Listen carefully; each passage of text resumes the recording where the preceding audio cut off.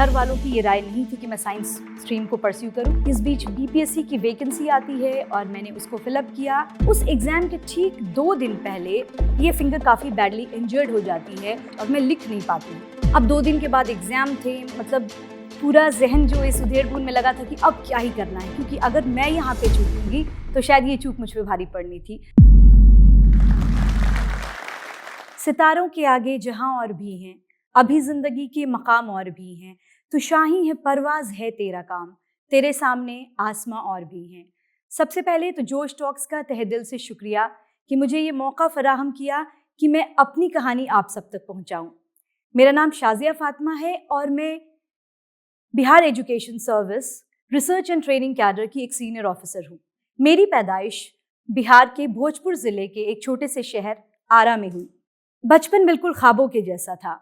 तमाम तरह की फैसिलिटी, घूमना फिरना, अच्छा स्कूल और आरामो आसाइश से भरपूर ज़िंदगी। मैं अपने परिवार की बहुत ज़्यादा चहेती थी और बिल्कुल ख्वाबों के जैसी ज़िंदगी चल रही थी। लेकिन अचानक से इस ख्वाबों वाली ज़िंदगी का दी एंड होता है। होता कुछ यूँ है कि अचानक से मेरे फादर को काफ़ी एंग्जाइटी और डिप्रेसिव सिम्टम्स होने लगते हैं। तो एक तो उस टाइम पे मेंटल हेल्थ इश्यूज़ को लेके कुछ ख़ास सोसाइटी में या घर में भी अवेयरनेस नहीं थी, तो लोग कहीं ना कहीं ये समझ नहीं पा रहे थे कि पापा जो कि एक बहुत रिस्पॉन्सिबल इंसान थे, अपने भाई बहनों के एजुकेशन, उनके फ्यूचर को लेके ही वॉज सो कंसर्न, वो बहुत कंसर्न थे। और अब बारी जब उनके बच्चों की आती है तो वो इस तरह से लाताल्लुक़ कैसे हो सकते हैं। तो कहीं ना कहीं ये चीज़ बहुत पिंच कर रही थी, ये चीज़ मतलब समझ में भी नहीं आ रही थी। अब जाहिर है कि जब आपके घर का सिंगल ब्रेड अर्नर जो है वो अगर किसी तरह से बीमार होगा, चाहे वो फिजिकल एलिमेंट हो या कोई भी तरह का एलिमेंट हो, तो ये लाजमी है कि आपका फाइनेंशियल स्टेटस जो है वो गड़बड़ हो जाएगा। और हमारे साथ भी यही हुआ। और इन सब के बीच कहीं ना कहीं जो सारी फैसिलिटीज़ हम इंजॉय कर रहे थे, all those facilities which we once enjoyed, those were receding into the background. वो कहीं ना कहीं धीरे धीरे गायब हो रही थी, कहीं ना कहीं वो सारी चीज़ें ख़त्म हो रही थी। और अब सिलसिला स्टार्ट होता है जद्दोजहद का। अब हमारी फाइनेंशियल स्टेटस को देखते हुए कुछ डिसीजन लिए जाते हैं, जिसमें कि एक ये डिसीजन था कि मैं, जो कि अब तक एक बहुत अच्छे पब्लिक स्कूल में पढ़ रही थी, अब मुझे उस स्कूल से विड्रॉ करके एक गवर्नमेंट स्कूल में मेरा दाखिला करवाते और मुझे 4 क्लासेस जंप करवा दिया जाए। तो कहीं ना कहीं एक फोकस जो है वो पूरा का पूरा चेंज हो गया था। एक ये रह गया था कि अब बस बच्चों को किसी तरह से, खास करके लड़कियों को, अब पढ़ा लिखा करके इनकी शादियां कर देनी है। तो किसी तरह से मैंने कोप अप किया, क्योंकि किसी भी बच्चे के लिए 4 क्लासेस की leap it's not a normal thing, ये कोई मामूली चीज़ नहीं होती है। तो मैंने समहाउ बहुत मेहनत से, मशक्क़त से मैंने कोप अप किया। और कहीं ना कहीं मुझे ये चीज़ मालूम थी कि अगर मुझसे चूक होगी तो it will take a toll on my career, my dreams. अगर मुझसे चूक होती तो मेरे ख्वाबों पर भारी पड़ता। तो मैंने जी जान लगा के, मैं बहुत अच्छे से पढ़ती हूँ और मैंने इस तरह से मैट्रिकुलेशन बहुत अच्छे नंबर के साथ, मैंने फर्स्ट डिवीजन के साथ और बहुत अच्छे परसेंटेज के साथ मैट्रिकुलेशन कर दिया। अब फिर ये भी एक क्रूशियल जंक्चर था हमारी ज़िंदगी का, क्योंकि मैट्रिक के बाद आपको चॉइसेस करनी थी कि आप साइंस स्ट्रीम लोगे या फिर आप आर्ट्स कंटिन्यू करोगे, तो या जो कुछ भी। तो मेरी काफ़ी ख्वाहिश थी कि मैं साइंस परस्यू करूं, क्योंकि मुझे बचपन से ही साइंस में, खासतौर से फिजिक्स में मेरा बहुत इंटरेस्ट था। लेकिन कहीं ना कहीं घर वालों की ये राय नहीं थी कि मैं साइंस स्ट्रीम को परस्यू करूं, क्योंकि कहीं ना कहीं बहुत सारा फाइनेंशियल बर्डन भी अटैच्ड हो जाता है, आपको कोचिंग करना होगा और ऑल ऑफ दोज थिंग्स। तो लेकिन मैंने बहुत परसुएड किया कि ठीक है, अगर उस तरह से कुछ कोचिंग्स, और तो मैं कोशिश करूंगी कि मैं अपने दम पे चीज़ों को कर लूँ और इस तरह का कोई फाइनेंशियल एडिशनल बर्डन आप पे नहीं होगा। और इस तरह से मैं इंटरमीडिएट साइंस में मेरा दाखिला होता है और मैं बहुत मेहनत के साथ इंटरमीडिएट करती हूँ। Physics, chemistry, biology and maths मेरा सब्जेक्ट था और मैंने सिर्फ केमिस्ट्री की कोचिंग ली, बाकी सब्जेक्ट्स को मैंने बहुत हद तक खुद से पढ़ा।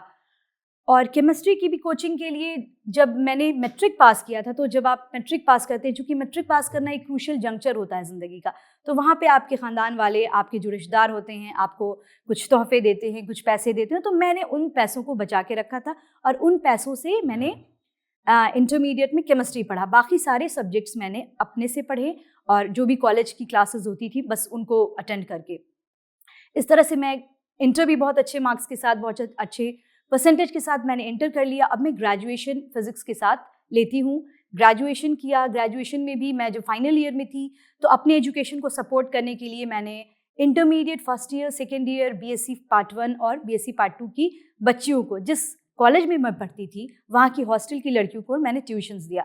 तो कहीं ना कहीं मैं अपना जो भी फाइनेंशियल बर्डन था, चाहे मेरी किताबों को ख़रीदने के लिए या जो भी पढ़ाई लिखाई से मुताल्लिक़ जो चीज़ें थीं, जो अखराजात थे, उनका मैंने टेक केयर किया। और इस तरह से मैंने ग्रेजुएशन भी बहुत अच्छे नंबर के साथ पास किया, काफ़ी अच्छे परसेंटेज के साथ। मेरे माँ बाप मेरे एजुकेशन को लेकर बहुत सपोर्टिव थे। मेरी माँ बहुत सपोर्टिव थी। मेरी माँ बहुत एजुकेटेड नहीं थी, लेकिन कम से कम उसने मुझे इतना ज़्यादा सपोर्ट किया कि उसने किसी भी घर के काम में, किसी भी घर की जिम्मेदारी में मुझे नहीं उलझाया। तो एक ये बहुत बड़ा प्रिविलेज मेरे साथ था कि मुझे मेरे पास टाइम अबंडेंस था। तो मैंने उस टाइम का बखूबी इस्तेमाल किया और मैंने जी जान से मेहनत की। मेरे फादर भी बहुत सपोर्टिव थे, कहीं ना कहीं चाहते थे कि मैं भी पढ़ लिख करके अपने पैरों पे खड़ी हो जाऊं। लेकिन कहीं ना कहीं जिस तरह की फैमिली से मैं आती हूँ, तो वहाँ पे marriage is the be all end all of a women's life. तो कहीं ना कहीं वो सारी कवायद भी अब मेरी ज़िंदगी में शुरू हो चुकी थी। और इस बीच मैंने पीजी में एडमिशन लिया और जब मेरा पीजी चल ही रहा था, इस बीच मेरी शादी की भी कवायद चल रही थी, एक तरफ से रिश्ते आना and all of those things. लेकिन जब मेरा पीजी का जो मेरा फाइनल एग्ज़ाम था, उस एग्ज़ाम के ठीक 2 दिन पहले ये फिंगर काफ़ी बैडली इंजर्ड हो जाती है और काफ़ी ज़्यादा स्टिफ हो जाती है और मैं लिख नहीं पाती हूँ। अब 2 दिन के बाद एग्ज़ाम थे, मतलब पूरा जहन जो इस उधेड़-बुन में लगा था कि अब क्या ही करना है, क्योंकि अगर मैं यहाँ पे चूकूंगी तो शायद ये चूक मुझ पे भारी पड़नी थी। तो इस 2 दिनों में मैंने री स्ट्रैटेजाइज़ किया कि मैं लिखूंगी कैसे, क्योंकि मेरी तैयारी मुकम्मल थी। मैं अपना काम, अपनी पढ़ाई को लेके बहुत ज़्यादा संजीदा थी हमेशा से। और इस 2 दिनों का मैं इस्तेमाल करते हुए मैंने लिखने के बहुत तरीक़े की कोशिश की और finally I started writing like this, pen here, और इस दोनों उंगलियों के बीच में पेन रख करके, and I started writing this way. तो मैंने अपना पीजी का पूरा पेपर इन 2 उंगलियों के बीच पेन रख करके और इस तरह से दिया। मेरे जो इन्विजिलेटर्स थे, दे वुड बी सरप्राइज्ड कि आप ऐसे, how do you manage to write like this, आप इस तरह से कैसे लिख लेती हो। तो कहीं ना कहीं जब आप किसी महरूमी में होते हैं तो आप नहीं चाहते हैं कि आप दुनिया ये सारी चीज़ों को जाने, कहीं ना कहीं आप बहुत इनसिक्योर फील करते हैं। तो मैंने भी उन चीज़ों को ब्रश असाइड कर दिया। आई जस्ट सेड कि sir, I used to write like this since my childhood days. तो मैं किसी तरह से एग्ज़ाम मैंने दिया और जब मैं एग्ज़ाम देकर के आती थी तो इतना ज़्यादा मेरे हाथ में पेन होता था, लगता था कि कहीं हाथ कट के ही गिर जाएगा, क्योंकि it was not the natural way of writing. कहीं ना कहीं इस तरह से लिखना और इतना ज़्यादा पूरा का पूरा पेपर्स इस तरह से देना, तो बहुत ज़्यादा जद्दोजहद की और उस जद्दोजहद का नतीजा निकला, मैंने बहुत अच्छे नंबर के साथ पीजी कंप्लीट किया फिज़िक्स में। और फिर मैं नेट की तैयारी में लग गई। मैं अपने ख्वाबों की ताबीर का ताना बाना बुन रही थी और इधर घर वाले कुछ और ही ताना बाना बुन रहे थे, और घर वालों का जो ताना बाना है वो आगे बढ़ जाता है और इस बीच मेरी शादी हो जाती है। अब जाहिर है शादी होगी तो एक कंप्लीट ट्रांजिशन हो जाता है आपकी ज़िंदगी में, एक कंप्लीट चेंज हो जाता है, नए तरह से आपको एडजस्ट करना है। तो मैंने भी वही सारी, और कहीं ना कहीं एक और चीज़ थी कि ड्यूरिंग माई इंटायर जो चाइल्डहुड डेज़ या फिर लेटर भी, मैंने घर के कामों से मुझे कुछ काम नहीं आते थे घर के, तो मैंने उन चीज़ों को लर्न करना शुरू किया, क्योंकि कहीं ना कहीं जहन में था कि कहीं मेरी वजह से मेरे माँ बाप को ताना ना सुनना पड़े। हालांकि मेरे इन लॉज, मेरे husband, they were very very supportive, they were such nice people, और उन्होंने आगे चल के मेरे एजुकेशन में भी बहुत ज़्यादा सपोर्ट किया। लेकिन फिर भी मेरी जो जिम्मेदारी थी, मैं एक माँ की जिम्मेदारी, एक वाइफ की जिम्मेदारी, अपनी डॉटर इन लॉज की जिम्मेदारी, तो जो भी तमाम जिम्मेदारियाँ थी मेरे सर, मैं उनको बहुत बखूबी से निभाती हूँ। और इसी बीच जैसे ही मुझे मौका मिलता है, मैं अपने ख्वाबों की पोटली वापस निकालती हूँ, और उस पोटली को निकाल करके अब मैं फिर से स्ट्रैटेजी बना रही हूँ कि अब थोड़े फुर्सत के लम्हे मिल रहे हैं मुझे ज़िंदगी में, अब मुझे कैसे आगे जाना है, किस तरह से अपने ख्वाबों की ताबीर करना है। इस तरह से मैंने फिर बीएड किया, मैंने एमएड किया, और इस बीच एक सरकारी स्कूल में बतौर फिज़िक्स टीचर +2 लेवल पे मेरी मुलाजमत हो जाती है। मैं काफ़ी खुश थी, क्योंकि एक तरह से फाइनेंशियल इंडिपेंडेंस थी, दूसरी की ये एक पैशन था मेरे लिए, मैं बहुत ज़्यादा इस काम को एंजॉय करती थी। I have always loved teaching, तो मुझे बहुत अच्छा लगता था और मैं एंजॉय कर रही थी। लेकिन कहीं ना कहीं एक ड्राइव अंदर से चल रही थी कि ये मेरे ख्वाबों की ताबीर तो नहीं है, मुझे और भी कुछ करना है, मुझे बहुत आगे जाना है। तो इस बीच भी मैं अपनी पढ़ाई का सिलसिला जारी रखती हूँ। मैंने while being in the job मैंने नेट क्वालिफाई किया, मैंने पीएचडी किया। इस बीच बीपीएससी की वैकेंसी आती है और मैंने उसको फिलअप किया और अपना एग्ज़ाम दिया और फिर इंटरव्यू दिया। मेरा एग्ज़ाम, मेरा इंटरव्यू सब कुछ बहुत अच्छा जाता है और कहीं ना कहीं ये चीज़ बिल्कुल वाज़ेह थी कि I am going to be in the list, मैं लिस्ट में ज़रूर रहूँगी। इस तरह से मैं बीपीएससी के एग्ज़ाम में अपने सब्जेक्ट फ़िज़िक्स में टॉप में होती हूँ और ये मेरे लिए बहुत ही ज़्यादा खुशी की बात थी। कहीं ना कहीं मेरे जो सारे एफ़र्ट थे, मेरी जो जद्दोजहद थी, मैंने जितना ज़्यादा मेहनत की थी अपनी ज़िंदगी में, तो ये सारी चीज़ें पे ऑफ कर रही थी। तो बहुत अच्छा लगा, बहुत ज़्यादा अच्छा लगा और मैं बहुत खुश थी इस चीज़ से। अगर मैं अपनी इस जर्नी से टेक अवेज़ की बात करूं कि इसकी मेरी जर्नी से क्या सीखा जा सकता है, पहली सबसे इम्पॉर्टेंट चीज़ कि हमें अपने ख्वाबों का दामन कभी नहीं छोड़ना चाहिए। हमारे ख्वाब हमारे होते हैं, हमारे ख्वाब को की केयर, हमारे ख्वाब की परवाह हमारे जैसे कोई नहीं कर सकते। तो अपने ख्वाबों का पीछा कभी नहीं छोड़ना चाहिए और मैंने भी हमेशा अपने ख्वाबों का पीछा किया है। मैं जब घर से शादी होकर रवाना हुई थी तब मैं अपने ख्वाबों को लिए निकली थी और दूसरी बार एक ऐसा मोड़ आता है मेरी ज़िंदगी में कि चूँकि मेरी ट्रांसफ़रेबल जॉब है तो मेरा एक जगह से दूसरी जगह ट्रांसफ़र हो जाता है।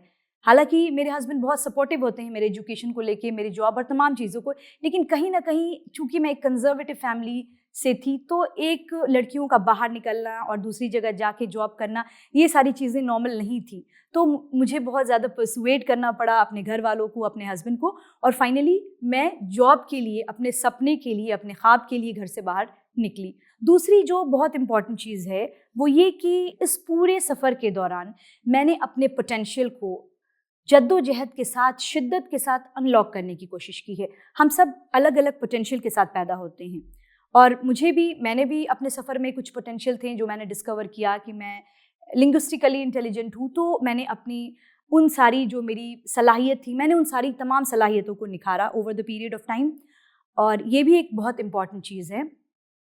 तीसरा ये कि ये जो हमारे ज़िंदगी में ये जो मुश्किल हालात होते हैं, ये जो एडवर्स सिचुएशंस होते हैं, कहीं ना कहीं हमें बहुत इनेबल कर देते हैं, हमें बहुत सशक्त बना देते हैं, हमें बहुत कॉन्फिडेंट बना देते हैं। मेरे साथ भी यही हुआ कि मेरी ज़िंदगी की जो जद्दोजहद थी इसने मुझे बहुत कॉन्फिडेंट बना लिया। तो कहीं ना कहीं एक बहुत पॉजिटिव काम इसने किया कि मुझ में एक ज़बरदस्त, एक कमाल का सेल्फ कॉन्फिडेंस, एक सेल्फ आइडेंटिटी, एक सेल्फ वर्थ क्रिएट हो गया। एक और अहम चीज़ ये है कि कहीं ना कहीं लोगों की बातों से हमें ज़्यादा अफेक्टेड नहीं होना चाहिए। मैं भी अपनी ज़िंदगी में, मुझे भी तमाम दौर पे अलग अलग तरह की चीज़ें लोगों से सुनने को मिली, लेकिन मैं कभी भी लोगों की बातों से कुछ ज़्यादा मुतासिर नहीं होती हूँ, अनअफेक्टेड। ख़ासतौर से अगर ये चीज़ें नेगेटिव हों। जब मैं while I was growing up तो भी मुझे बहुत सारी चीज़ें कि चूँकि मेरी हाइट उतनी अच्छी नहीं है या शायद मैं अपने बाकी भाई बहनों की तरह उतनी अट्रैक्टिव नहीं हूँ, तो ये सारी, और चूँकि ऐसा है इसलिए मुझे पढ़ाई की बनिस्बत मुझे ज़्यादा फोकस जो है घर के काम का और वो सारी चीज़ों को सीखना चाहिए।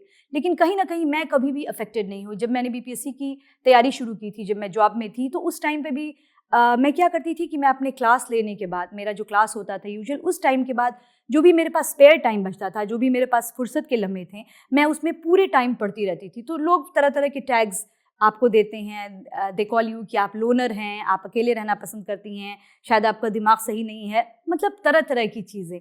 तो कहीं ना कहीं ये सारी चीज़ों का कोई भी असर मैंने अपने आप पे कभी नहीं होने दिया। और last but not the least, आखिरी चीज़ ये कहना चाहती हूँ कि हमारे बिहार में मेंटल हेल्थ इश्यूज़ को लेके एक बेहतर इकोसिस्टम बनाए जाने की ज़रूरत है।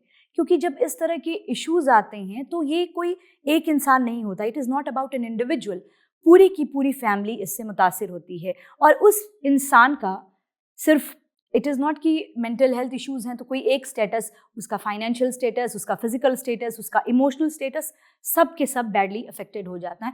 तो हमें एक बेहतर इकोसिस्टम बनाने की ज़रूरत है। हाँ, लास्ट मैसेज मैं ये देना चाहती हूँ कि ये और बात है कि आंधी हमारे बस में नहीं, मगर चिराग जलाना तो इख्तियार में है।